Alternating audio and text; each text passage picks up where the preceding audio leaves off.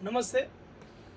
આજે આપણી વચ્ચે અમારા વિદ્યાર્થી પટેલ કાવ્ય ઉપસ્થિત છે. તો સૌપ્રથમ કાવ્ય પટેલે પોતાનું શોર્ટની અંદર ઇન્ટ્રોડક્શન આપશે.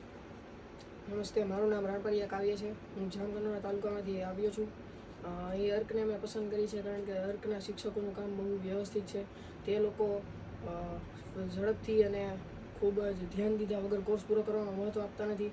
નિરાતે અને શાંતિથી પરફેક્ટ રીતે બધા જ કન્સેપ્ટને ક્લિયર કરાવીને કોર્સ પૂરો કરવામાં મહત્ત્વ આપે છે. તેથી મેં અર્કને પસંદ કરી છે.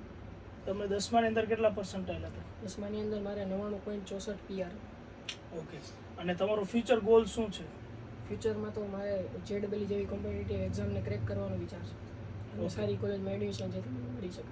ઓકે. તમે હોસ્ટેલની અંદર રહો છો તો હોસ્ટેલનું વાતાવરણ તમને કેવું લાગે છે? હોસ્ટેલનું વાતાવરણ પણ ખૂબ જ સારું છે. જમવાનું, રહેવાનું, રીડિંગની વ્યવસ્થા વગેરે બધી જ વસ્તુ ખૂબ જ વ્યવસ્થાથી અને શાંતિપૂર્વક થાય છે. ઓકે. તમારા પ્રશ્નોના ડાઉટ અને મટીરિયલ JEE જેવી એક્ઝામ માટે એક્ઝામનું શિડ્યુલ કઈ રીતે ફોલો કરે છે?